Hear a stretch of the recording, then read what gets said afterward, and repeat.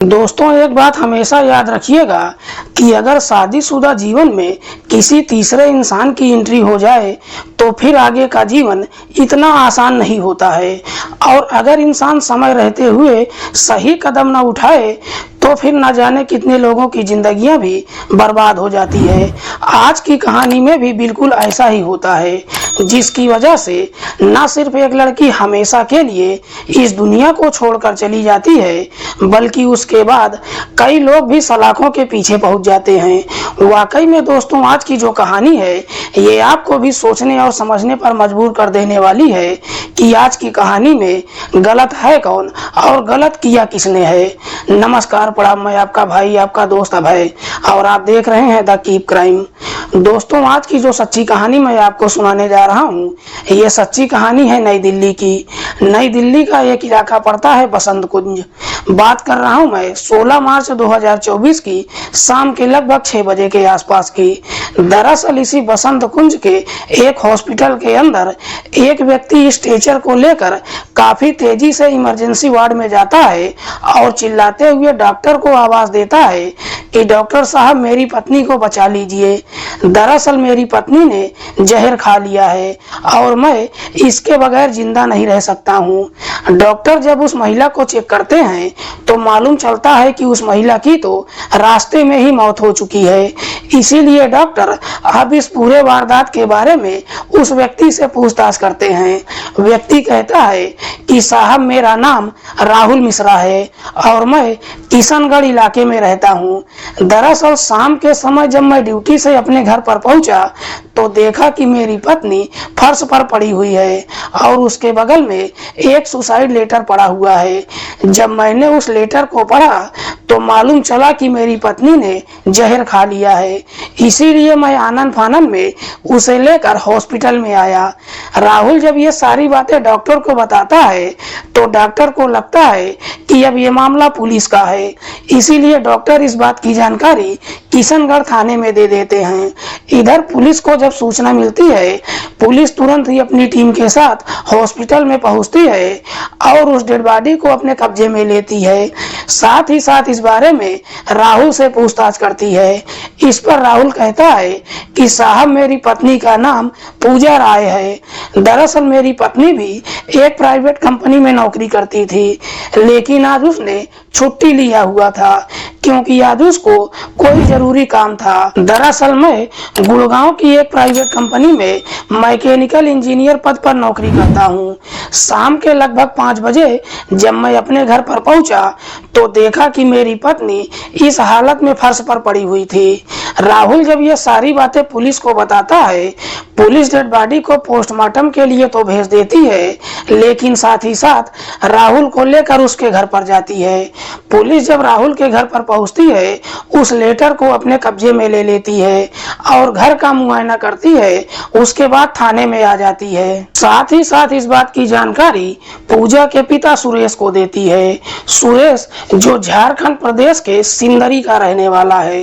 इधर सुरेश को जब मालूम चलता है, सुरेश दिल्ली थाने में जब पहुंचता है, पुलिस वालों से कहता है कि साहब, मेरी बेटी ने आत्महत्या नहीं किया है, बल्कि किसी ने उसकी हत्या कर दिया है।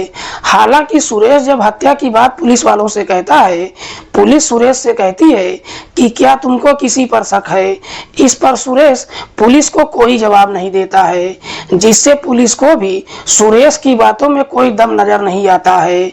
उसके बाद पुलिस अब पोस्टमार्टम रिपोर्ट का इंतजार करने लगती है, लेकिन पोस्टमार्टम रिपोर्ट आने में काफी समय लग जाता है।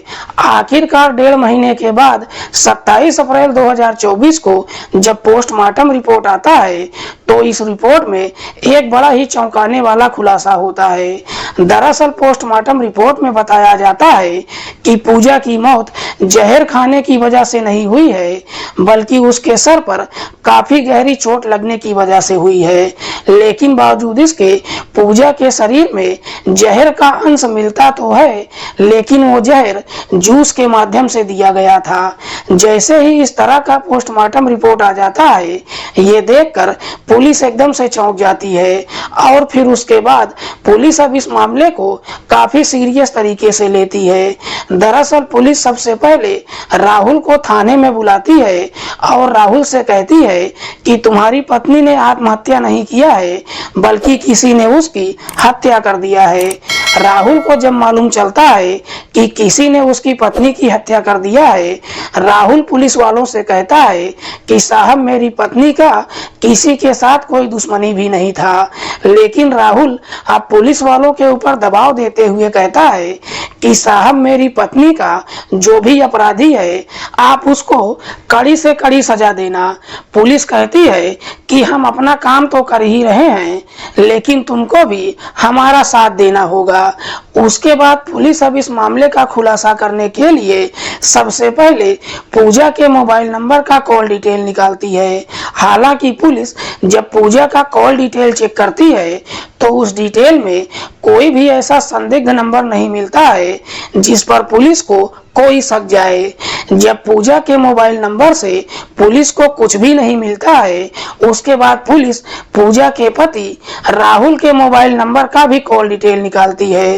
पुलिस जब राहुल के कॉल डिटेल को चेक करती है तो मालूम चलता है कि उसमें एक ऐसा नंबर है जिस पर राहुल पिछले कई महीनों से लगातार बातचीत करता आ रहा है।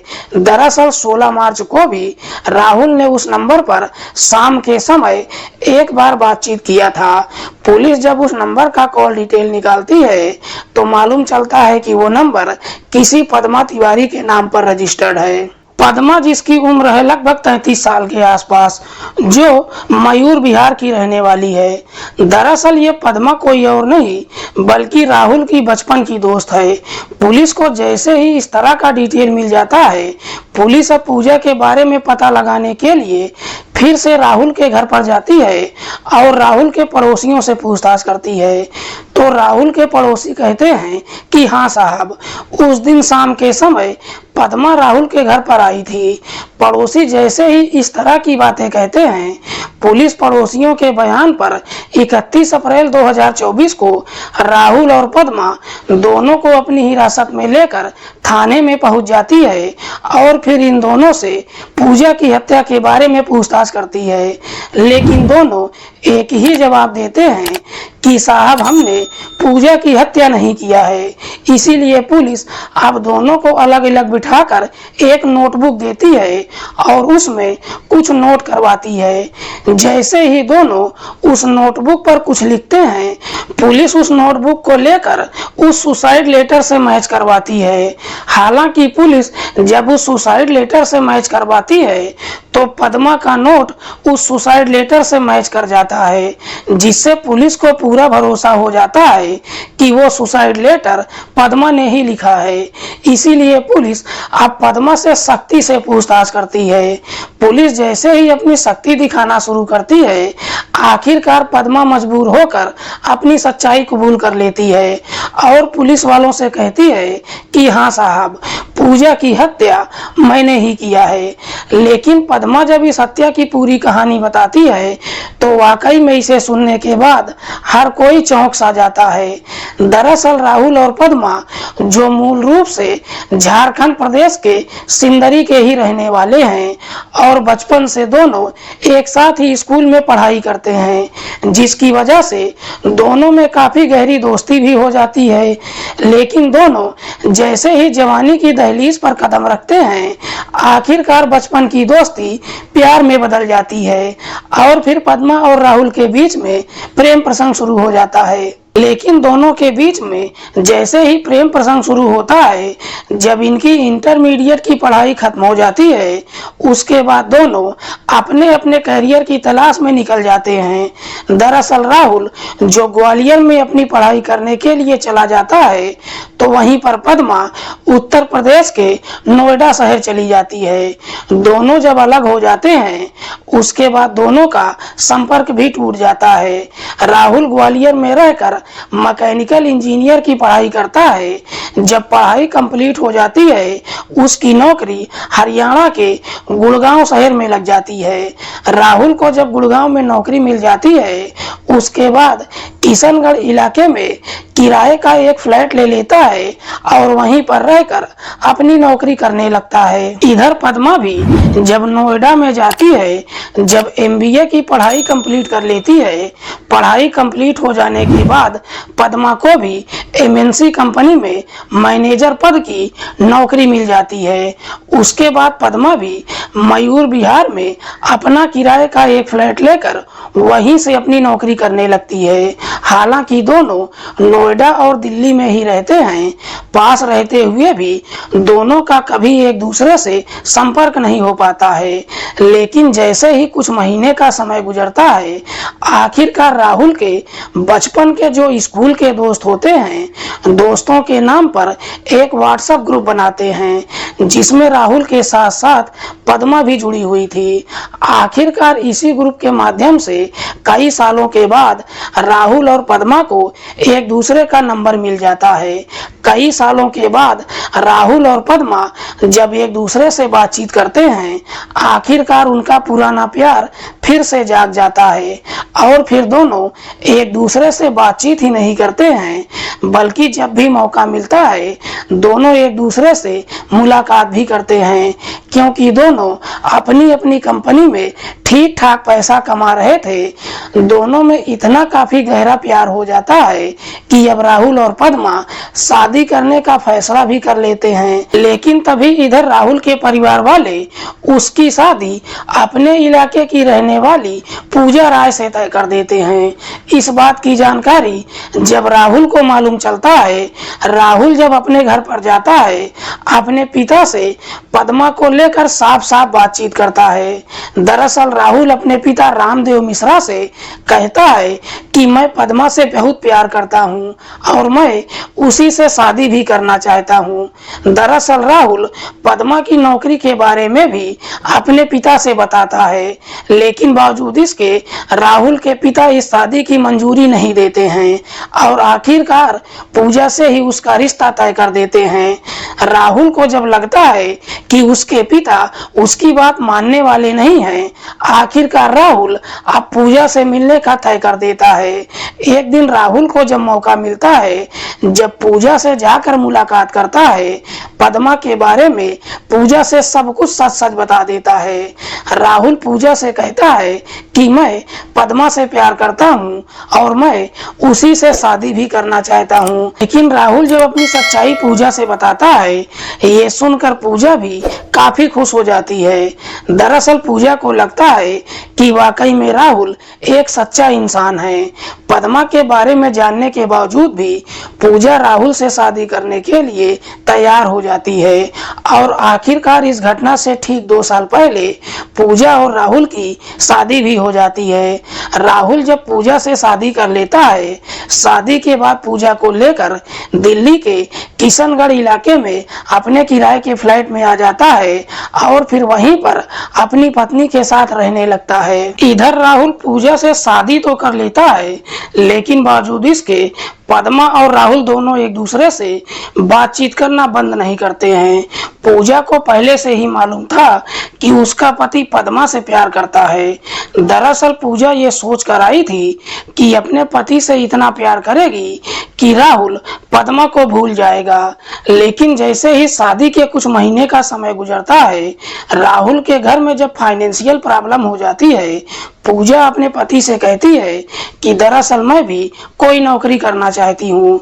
नौकरी करने के लिए जब कहती है, राहुल उसे मंजूरी दे देता है और फिर पूजा का बायोडाटा बनाने के लिए पद्मा को अपने घर पर बुलाता है। खुद पद्मा ही पूजा का बायोडाटा तैयार करती है।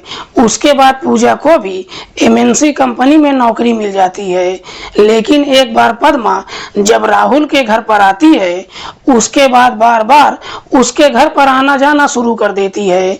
लेकिन पद्मा जब बार बार राहुल के घर पर आना जाना शुरू करती है, अब पूजा को अच्छा नहीं लगता है। लेकिन पूजा चाहकर भी पद्मा को कुछ कुछ बोल नहीं पाती है, लेकिन हंसी मजाक में ही पद्मा को कुछ ऐसी बातें कह देती है जिसे सुनकर पद्मा को भी अच्छा नहीं लगता है। लेकिन पद्मा भी अपने प्यार को लेकर काफी मजबूर थी, इसीलिए चाहकर भी पद्मा कुछ कर नहीं पाती है। लेकिन जैसे ही कुछ महीने का और समय गुजरता है, इसके बावजूद भी पद्मा जब राहुल के घर पर आना जाना बंद नहीं करती है, आखिरकार पूजा अब पद्मा से झगड़े तकरार करने लगती है, जिसकी वजह से पद्मा काफी गुस्से में आ जाती है। एक दिन पद्मा जब राहुल से मुलाकात करती है, उसकी पत्नी की काफी शिकायत करती है। जब तरह तरह की शिकायत करना शुरू करती है, राहुल भी इस प्रकार से गुस्से में आ जाता है कि गुस्से में ही पूजा को हमेशा के लिए इस दुनिया से हटाने का तय कर देता है। हालांकि राहुल जब अपनी पत्नी को इस दुनिया से हटाने का तय करता है, पद्मा भी उसका साथ देने के लिए तैयार हो जाती है। उसके बाद पद्मा और राहुल एक सही मौके का इंतजार करने लगते हैं। 16 मार्च 2024 को राहुल जब अपनी ड्यूटी पर चला जाता है और पूजा छुट्टी लेकर घर पर रहती है, क्योंकि पूजा को किसी जरूरी काम से बाहर जाना था। लेकिन जैसे ही दोपहर के 3 बजे का समय होता है, लगभग 3 बजे के आसपास पद्मा राहुल के घर पर पहुंचती है। उस वक्त पूजा घर पर अकेली थी। हालांकि पद्मा जब राहुल के घर पर पहुंचती है तो बाहर से 2 गिलास जूस भी लेकर जाती है। जब पूजा के घर पर पहुंचती है, पूजा जब अपने सामने पद्मा को देखती है, देखते ही कहती है कि आज मेरे पास टाइम नहीं है, क्योंकि मैं कहीं बाहर जा रही हूँ। इस पर पद्मा जवाब देते हुए कहती है कि मैं तुरंत ही यहाँ से चली जाऊंगी, थोड़ी देर बैठकर बातचीत करते हैं, उसके बाद तुम बाहर चली जाना। दोनों थोड़ी देर बैठकर बातचीत तो करते हैं, लेकिन उसी समय पद्मा वो दोनों जूस का गिलास उसके सामने रख देती है और उसमें से एक गिलास पूजा को दे देती है। लेकिन इससे पहले कि पूजा उस जूस को पी पाती, पद्मा पूजा से कहती है कि क्या तुम मेरे लिए एक गिलास पानी ला सकती हो। पूजा तुरंत ही किचन में चली जाती है, लेकिन इससे पहले कि पूजा किचन से बाहर आ पाती, इधर पद्मा अपने बैग से कोई जहरीला पदार्थ निकालती है और उसको पूजा के गिलास में मिला देती है। पूजा जब किचन से बाहर आती है, फिर से दोनों बैठकर बातचीत करने लगते हैं। बातचीत के दौरान ही पूजा उस जूस को पी लेती है, जिसे पीने के थोड़ी देर के बाद पूजा के अंदर बेचैनी होना शुरू हो जाता है। दरअसल पूजा एकदम से बेचैन हो जाती है और उसे उल्टियां भी शुरू हो जाती है।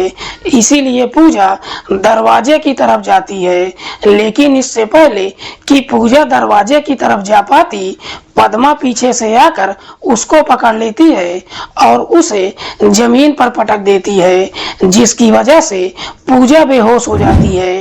पूजा जब बेहोश हो जाती है, बेहोशी की हालत में ही पद्मा पूजा को पकड़कर उसके सर को फर्श पर जोरदार तरीके से 4 से 5 बार टक्कर मार देती है, जिसकी वजह से पूजा की घटनास्थल पर ही मौत हो जाती है। पूजा की जब मौत हो जाती है, उसके बाद पूजा की डेड बॉडी को वहीं छोड़कर पद्मा मयूर विहार अपने कमरे पर चली जाती है और कमरे पर पहुंचने के बाद राहुल को फोन करती है और घटना के बारे में राहुल से बताती है। साथ ही साथ राहुल से कहती है कि मैंने उसकी डेड बॉडी के बगल एक सुसाइड लेटर छोड़ दिया है। अगर पुलिस जांच पड़ताल करेगी और जब सुसाइड लेटर को पढ़ेगी, पुलिस को भी लगेगा कि पूजा ने आत्महत्या कर लिया है। इधर जैसे ही शाम के 5 बजता है, राहुल जब अपने घर पर पहुंचता है, अपने षड्यंत्र के तहत पूजा की डेड बॉडी को आनन फानन में लेकर हॉस्पिटल में जाता है और डॉक्टर से कहता है कि मेरी पत्नी ने जहर खा लिया है, प्लीज आप इसको बचा लीजिए। वाकई में पद्मा जब ये पूरी कहानी पुलिस को बताती है, पुलिस पद्मा की तहरीर पर राहुल को भी गिरफ्तार कर लेती है। फिलहाल पुलिस ने इन दोनों आरोपियों को अपनी हिरासत में लेकर इन पर गंभीर धाराओं में मुकदमा दर्ज करके जेल भेज दिया है।